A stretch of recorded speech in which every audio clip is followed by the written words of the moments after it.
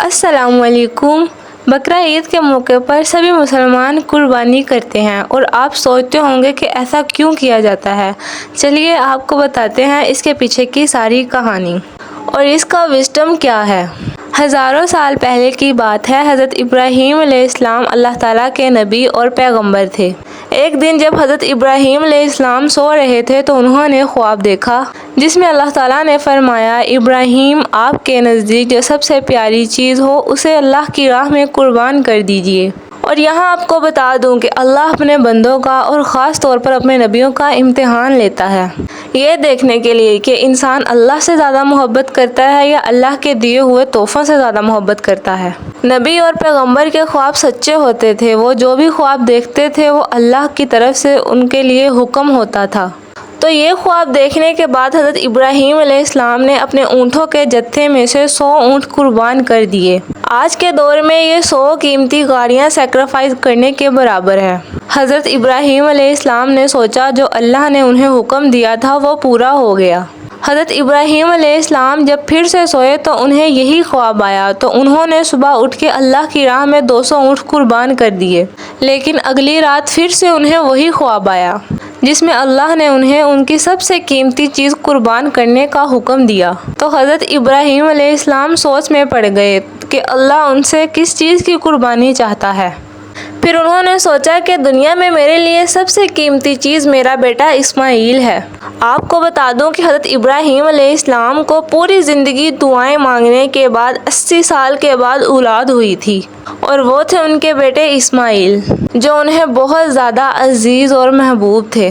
اب حضرت ابراہیم علیہ السلام سمجھ چکے تھے کہ اللہ تعالیٰ نے دراصل ان سے ان کے بیٹے کی قربانی مانگی ہے۔ اللہ یہ دیکھنا چاہتا ہے کہ حضرت ابراہیم علیہ السلام اپنے بیٹے سے زیادہ محبت کرتے ہیں یا اللہ سے۔ حضرت ابراہیم علیہ السلام کے لیے یہ بہت بڑا امتحان تھا۔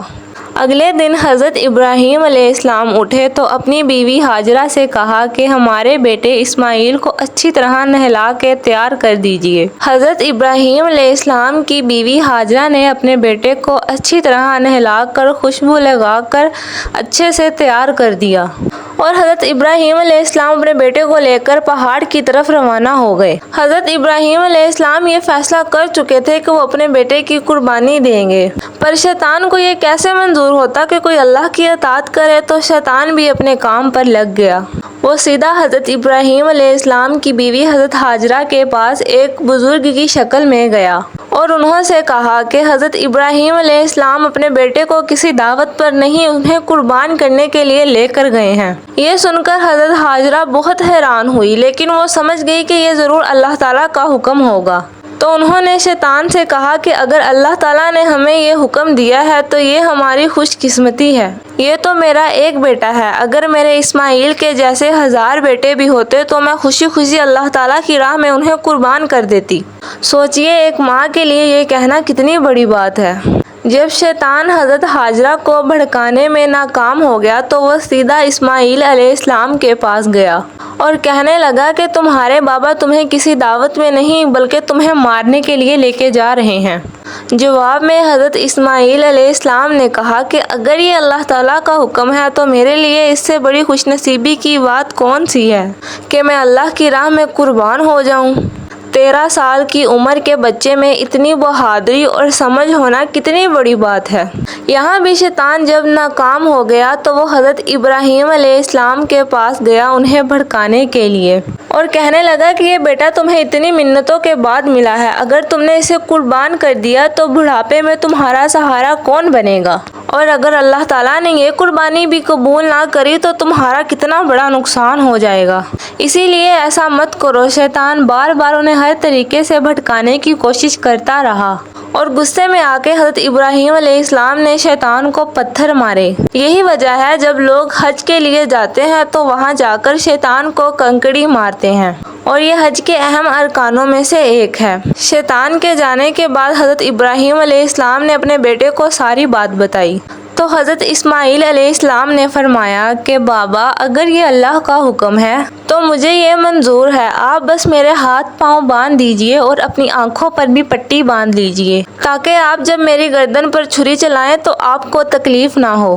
اور آپ یہ کرنے سے مکر نہ جائیں۔ بس پھر حضرت ابراہیم علیہ السلام نے اپنے بیٹے کے ہاتھ پاؤں باندھ دیے اور اپنے آنکھوں پر بھی پٹی باندھ دی۔ پھر جب انہوں نے اپنے بیٹے کی گردن پر چھری چلائی تو ایک جانور کی آواز سن کر حیران ہو گئے۔ انہوں نے جب آنکھوں سے پٹی کھولی تو ایک دمبا ذبح ہوا تھا اور حضرت اسماعیل علیہ السلام ان کے پاس کھڑے مسکرا رہے تھے۔ تب آسمان سے اللہ تعالیٰ نے حضرت ابراہیم علیہ السلام سے فرمایا، ابراہیم آپ اس امتحان میں کامیاب ہو گئے، ہم نے آپ کی یہ قربانی قبول کی، آپ کا یہ امتحان قیامت تک یاد رکھا جائے گا اور آپ کی اس سنت کو ایمان والے لوگ ہر سال یاد رکھیں گے اور ہر سال اللہ کی راہ میں قربانی پیش کریں گے۔ ابراہیم کی اس سنت کو اللہ تعالیٰ نے آنے والی نسلوں کے لیے عبرت بنایا اور اسی لیے مسلمان ہر سال حج کے موقع پر قربانی کرتے ہیں۔ بقرعید پر جو بھی جانور حلال ہوتے ہیں ان کے گوشت کو 3 حصوں میں بانٹا جاتا ہے۔ پہلا حصہ غریبوں اور مسکینوں میں بانٹا جاتا ہے، دوسرا حصہ رشتہ داروں میں دیا جاتا ہے اور تیسرا حصہ خود اپنے گھر میں رکھا جاتا ہے۔ آپ کو یہ پتہ ہونا چاہیے کہ غریب لوگ بقرعید کا سال بھر انتظار کرتے ہیں، کیونکہ یہی سال کا وہ موقع ہوتا ہے جب انہیں گوشت کھانا نصیب ہوتا ہے۔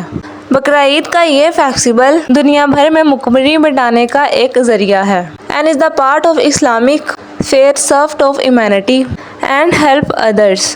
عید کے ان 10 دنوں کی گئی نیکیاں اللہ تعالیٰ کو سال بھر کی نیکیوں سے زیادہ پسند ہیں، اس لیے ہمیں حج کے ان 10 دنوں میں زیادہ سے زیادہ نیکیاں کرنی چاہیے۔